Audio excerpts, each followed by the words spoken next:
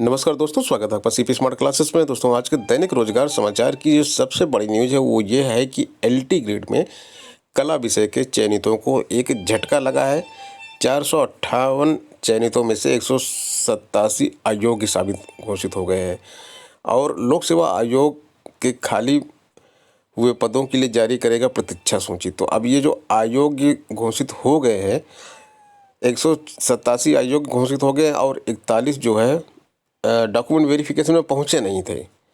तो सब मिला के इस तरह से 228 पद रिक्त हो गए हैं। इससे वेटिंग लिस्ट के छात्रों को फ़ायदा मिलेगा। देखिए, यहाँ पे लिखा हुआ है कि 187 अभ्यर्थियों को भारी पड़ा योग्यता को छिपाकर आवेदन करना। अंतिम रूप से चयनित इन अभ्यर्थियों को जांच में इस पद के योग्य न पाए जाने के कारण बाहर कर दिया गया है। 468 अभ्यर्थियों को चयन किया गया था, 187 अभ्यर्थी बाहर हुए हैं और इसके साथ साथ जो है 41 अभ्यर्थी चयनित थे, लेकिन वो अभिलेख सत्यापन में अनुपस्थित रहे। अब अभिलेख सत्यापन में अनुपस्थित रहने का मतलब ये है कि या तो इनको इससे अच्छी नौकरी मिल गई या फिर इनके पास भी क्वालिफिकेशन नहीं थी और इन्होंने अप्लाई कर दिया था। 187 में से 112 पुरुष और 73 महिला अभ्यर्थी हैं। तो कुल जो थे वो 470 पद थे। तो 470 पद में से 468 का चयन किया गया था। 2 पद पहले ही खाली घोषित किए गए थे। तो अब इस तरह से ये जो है 470 पद जो थे उसमें से 468 पदों के लिए परिणाम घोषित किया गया था। तो अब 228 पद खाली हैं। अब इसमें एक चीज़ और भी इम्पोर्टेंट है कि चयनित 87 अभ्यर्थियों की डिग्री और प्रमाण पत्र की मान्यता को लेकर पेंच फंसा हुआ है। 228 के अलावा अभी 97 अभ्यर्थी ऐसे हैं जिनकी डिग्री और मार्कशीट के लिए पेंच फंसा हुआ है। यूजीसी को आयोग ने पत्र लिखा है कि इनकी डिग्री और मार्कशीट जो है, जो क्वालिफिकेशन मांगी गई है उसके समतुल्य है कि नहीं है। तो एक ये भी बात होगी कि ये 90 भी हो सकता है बाहर हो जाए। प्रतीक्षा सूची से अभ्यर्थियों को मिलेगी राहत। विकी खान का कहना है कि जब ये पद खाली हुए हैं तो प्रतीक्षा सूची से जो छात्र आएंगे उनको राहत मिलेगी और उनको नौकरी मिलने के चांस बढ़ जाएंगे। सीटेट में स्वास्थ्य होने का घोषणा पत्र लाना होगा अभ्यर्थी को। 31 जनवरी को परीक्षा है। परीक्षा केंद्रों पर एक कमरे में 12 अभ्यर्थी ही रहेंगे और यहाँ पर अभ्यर्थियों को इस आशय का घोषणा पत्र अपने साथ रखना होगा कि उन्हें जुकाम, बुखार, सांस लेने में समस्या आदि नहीं है। परीक्षा केंद्र में प्रवेश के समय पूछे जाने पर घोषणा पत्र दिखाना होगा। राष्ट्रीय अध्यापक शिक्षा परिषद NCTE की ओर से CTET की वैधता आजीवन किए जाने के बाद पहली बार परीक्षा होने जा रही है। इस बार जो CET क्लियर कर लेंगे उनकी यह जो सर्टिफिकेट है ये आजीवन वैध हो जाएगा। और इसलिए ये इम्पोर्टेंट है क्योंकि इसमें जो है अभी UPTT की परीक्षा नहीं हो पा रही है, उसको आजीवन वैध भी नहीं घोषित किया गया है। तो इसलिए यह परीक्षा इम्पॉर्टेंट है। जो यहाँ पे क्लियर कर लेंगे उनके लिए आगे की शिक्षक भर्तियों में बैठना आसान हो जाएगा। उत्तर प्रदेश अधीनस्थ चयन सेवा आयोग की तरफ से एक अच्छी खबर है कि पंचायत चुनाव होंगे और उसके बाद बोर्ड परीक्षा होगी। तो इन दोनों के बाद समूह ग की बम्पर भर्ती होगी। 50,000 पदों की बात की जा रही है और हालांकि अखबारों में तो आता रहता है, आप लोग कमेंट भी आते हैं कि सारी चीज़ें केवल अखबारों में आती हैं, लेकिन ऐसा जो है कहीं ना कहीं कुछ ना कुछ होता है तभी ये सारी चीज़ें आती हैं। समूह ग के पदों पर भर्ती होनी ही होनी है और PET के माध्यम से होगी। PET सबसे पहले कराई जाएगी। इस पे 25 से 30 लाख छात्र इस परीक्षा में बैठेंगे और PET का बाकायदा जो है सिलेबस भी आपको दिया गया है और इसके लिए परीक्षा कराने की व्यवस्था की जा रही है। अब द्विस्तरीय परीक्षा कराई गई है तो बाकी जो मुख्य परीक्षा में जो भर्तियां होती हैं उन सबको जोड़ा जाएगा और उनकी ग्रुपिंग बनाई जाएगी। ग्रुप जैसे 1 हो गया, 2 हो गया, 3 हो गया। तो यहाँ से इन ग्रुपों के जो पद होंगे उन सबको अलग अलग किया जाएगा। इसका विज्ञापन अलग निकलेगा, इसका विज्ञापन अलग, इस ग्रुप का विज्ञापन अलग। पेट से जो क्वालिफाई होंगे वो यहाँ पे आवेदन करेंगे। कुछ छात्र होंगे जो यहाँ भी कर सकते हैं, यहाँ भी कर सकते हैं, यहाँ भी कर सकते हैं। कुछ होंगे जो केवल यहीं भी आवेदन कर सकते हैं। तो कुछ इस तरह की चीज़ें आएंगी।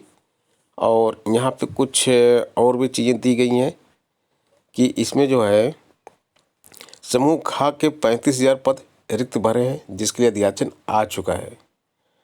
और पहले चरण में अभ्यर्थियों की स्क्रीनिंग के लिए प्रारंभिक परीक्षा कराई जाएगी। प्रारंभिक परीक्षा की योजना और पाठ्यक्रम तय कर शासन को मंजूरी के लिए भेजा गया है। प्रारंभिक परीक्षा 2 घंटे की होगी, जिसमें 100 बहुविकल्पीय प्रश्न होंगे। प्रत्येक गलत उत्तर पर 1/4 अंक कटेंगे। 1/4 की माइनस मार्किंग होगी। तो ये सारी चीज़ें क्लियर हो गई हैं और ये सितंबर से चीज़ें चल रही हैं, लेकिन अब ये सब ज़मीनी हकीकत में बदलने वाली हैं। इसी से संबंधित और खबरों पर ध्यान देते हैं। देखिए, यहाँ पर भी लिखा हुआ है कि 25 से 30 लाख अभ्यर्थी इस परीक्षा में बैठेंगे और प्रारंभिक परीक्षा 2 घंटे की होगी। 100 बहुविकल्पीय प्रश्न होंगे। प्रत्येक गलत प्रश्न पर 1/4 अंक कटेगा। और यहाँ पे ये भी बताया जा रहा है कि मुख्य परीक्षा के लिए शॉर्ट लिस्ट किए जा रहे हैं पद। कौन कौन से पद किस किस मुख्य परीक्षा में होंगे वो यहाँ से बताया जाएगा। और उसके साथ ही जो है उनका ग्रुप जो बनेगा उस ग्रुप में आवेदन करना होगा। टीजीटी पीजीटी का जो विज्ञापन निरस्त हो गया है उसके बारे में देखिए सूचना यहाँ पे लिखा हुआ है कि पुनर्गठन के बाद से नहीं जारी हुई कोई नई भर्ती। चयन बोर्ड की लचर व्यवस्था से स्कूलों में खाली है प्रधानाचार्य शिक्षकों के पद। प्रदेश में 2017 में नई सरकार बनने के बाद उत्तर प्रदेश माध्यमिक शिक्षा सेवा चयन बोर्ड का पुनर्गठन किया गया। पुनर्गठन के बाद से चयन बोर्ड पुरानी भर्ती पूरी करने में लगा हुआ है। इसके बाद भी बोर्ड के अधिकारी 2013 में विज्ञापित प्रधानाचार्य के पदों के लिए चयन प्रक्रिया पूरी नहीं कर पाए हैं। 2016 में टीजीटी की एवं प्रवक्ता की भर्ती के बाद 4 वर्ष से कोई नई शिक्षक भर्ती शुरू नहीं की जा चुकी है। 2011 में टीजीटी की आई थी, 2013 में आई थी, 16 में आई थी। अभी देखिए 11, 13 और 16 कितने दिनों के बाद भर्ती आती है। और अब 21 आ गया है, विज्ञापन जारी हुआ, उस विज्ञापन को निरस्त कर दिया गया है। दोबारा विज्ञापन आएगा और उस विज्ञापन का कहीं अभी अता पता नहीं है। 2013 में 599 पदों के लिए विज्ञापन जारी हुआ था। आवेदन करने वाले अभ्यर्थी बिना इंटरव्यू के ही रिटायर हो गए। बिना इंटरव्यू के ही रिटायर हो रहे हैं। चयन बोर्ड की ओर से 2013 में विज्ञापित पदों के लिए इंटरव्यू की कोई तैयारी नहीं है। माध्यमिक विद्यालयों में 2011 से लंबित चयन प्रक्रिया पूरा करने में वर्ष 2013 के विज्ञापन का साक्षात्कार प्रारंभ कराने तथा प्रधानाचार्य पदों के लिए नए विज्ञापन निकालने की मांग की है।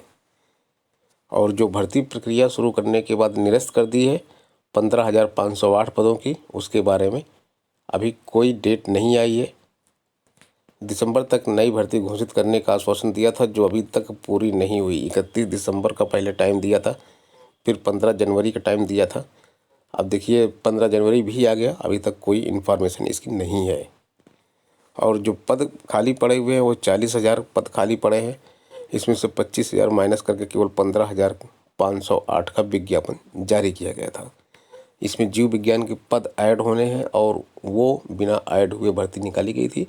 तदर्थ शिक्षकों और जीव विज्ञान के पदों को इसमें ऐड किया जाएगा, बाकी कुछ भी इसमें चेंज नहीं किया जाएगा। विज्ञापन उम्मीद करते हैं 1 सप्ताह में जारी कर दिया जाएगा। पीसीएस की 2 परीक्षाओं के रिजल्ट 6 माह में आने के आसार हैं। पीसीएस 2019 की बात करें तो यहाँ पे जो है उसका इंटरव्यू होना है और चयन परिणाम फरवरी या मार्च में घोषित किया जा सकता है। और इन दोनों परीक्षाओं से कुल मिला के 940 पदों की भर्ती होनी है। 21 जनवरी से पीसीएस 2020 की परीक्षा शुरू होने जा रही मुख्य परीक्षा। इसका चयन परिणाम भी अगले 5-6 महीनों में आ जाएगा। तो सब मिला के जो दोनों परीक्षाएं हैं तो 453 पद हैं 2019 में, जिसमें से 388 लिए इंटरव्यू होना और 65 पद बिना इंटरव्यू के भरे जाएंगे।